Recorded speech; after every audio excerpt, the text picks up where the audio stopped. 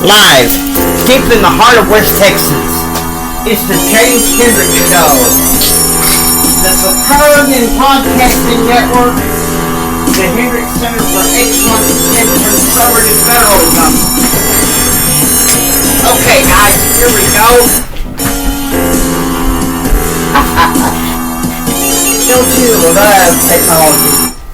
Accent things a little bit. Now, of course, we're back in the news. So we're going to go ahead and go into the conservative news. And the source we're going to look at today for any pertinent article is the Federalist. Here's the first one. Twitter implements new rule so it can selectively ban memes, mockery of Democrats. We're going to skip that one. Los Angeles public schools pose critical race theorists to challenge whiteness while saying they aren't teaching critical race theory. This is in the Federalist. I'm only going to read maybe the first paragraph. LA government schools told parents critical race theory isn't being taught despite bringing in a known critical race theorist to train teachers to challenge whiteness. You know, I have to agree with a Christian rapper who said, is this the new Jim Crow or the old one? Seriously. I mean, if they don't stop with this critical race theory nonsense, what do you think they're going to pick up next?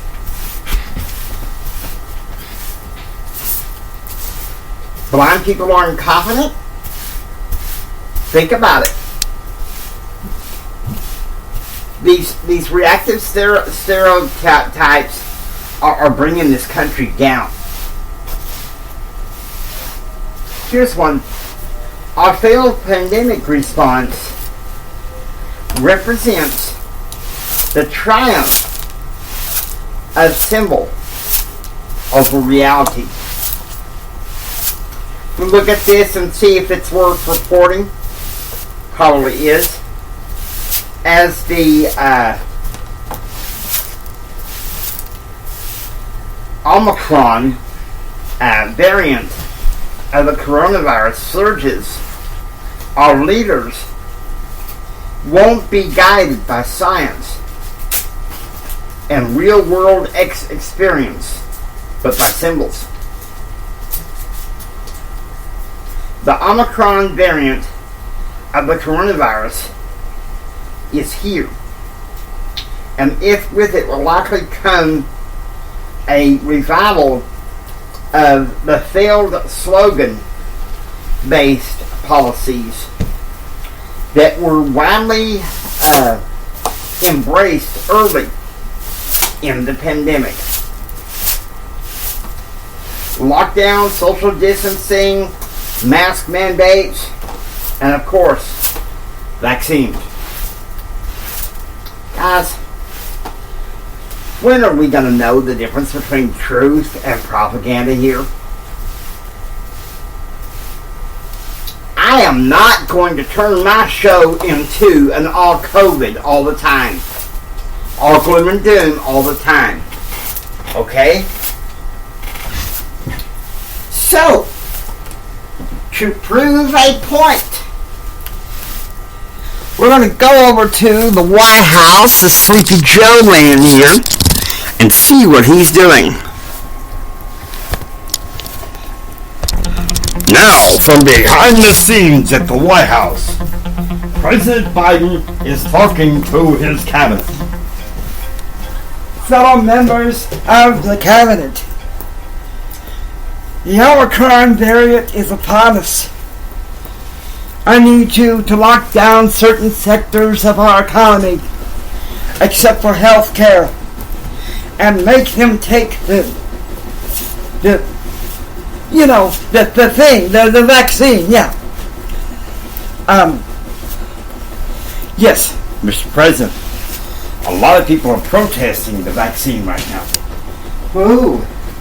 Christians who don't like me? I don't know. I don't know what's going on anymore. Mr. President, are you alright?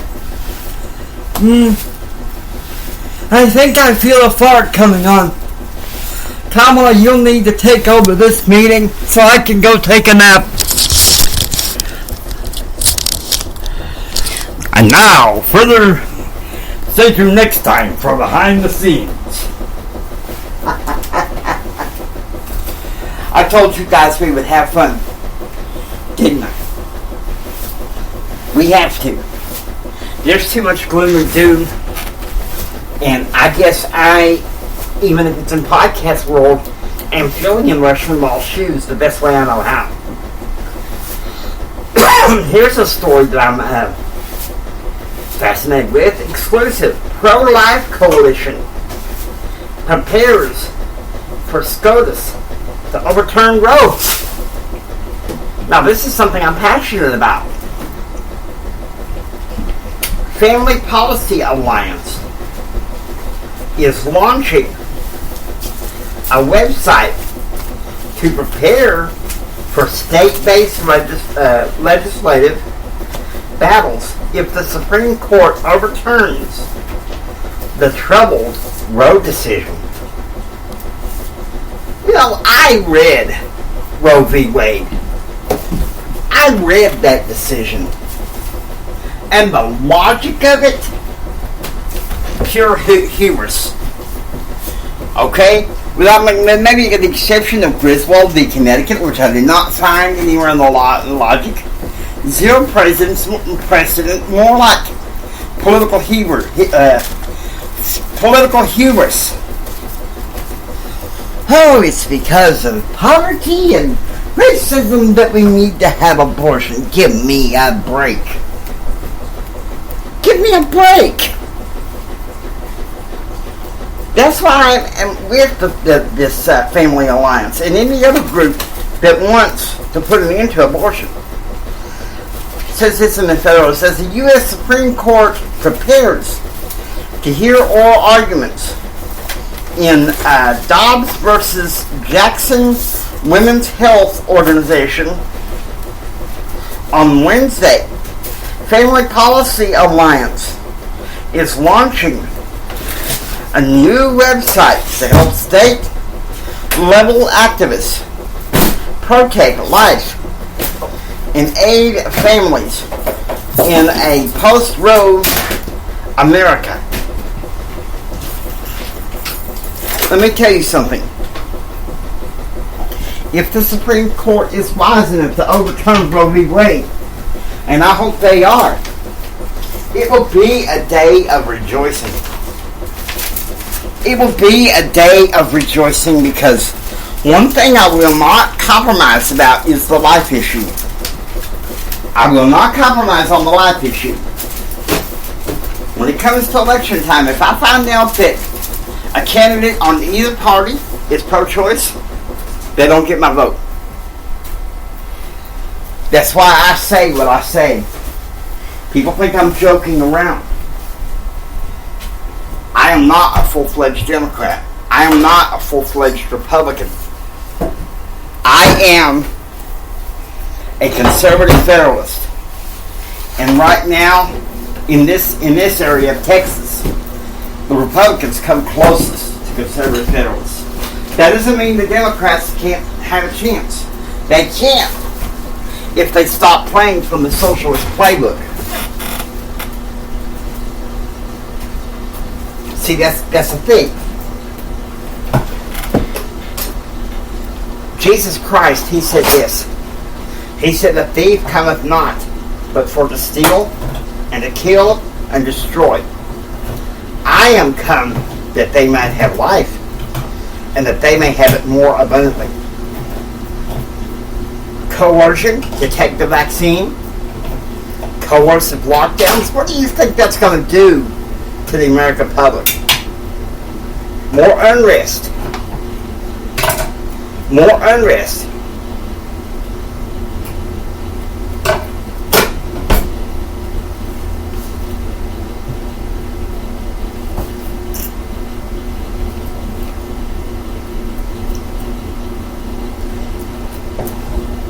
seriously.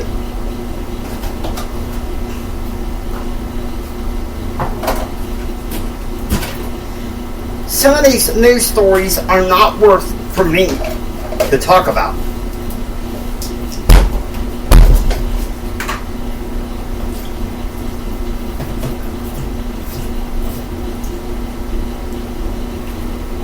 Oh, here's a good article right here. 15 states threaten to foil that won't give evil search energy industry. 6 states last week, no, $6 billion in assets they pledged to take elsewhere. The financial embrace corporate wokeism, prohibit financing to the fossil industry. Now this wokeism, how they told but some else to go. Now I agree with those 15. To put it on the thing as well. If you make a second time fine, you need the gold and silver. Twist head and sit down to care it about. So you need to go to Unmeals Exchange. They have the best. I miss silver. They have some of the best available. I think you'll find it to be advantageous right now. Oh no! Like what you put in the top. I'm saying things come like yes, we're going to get into them.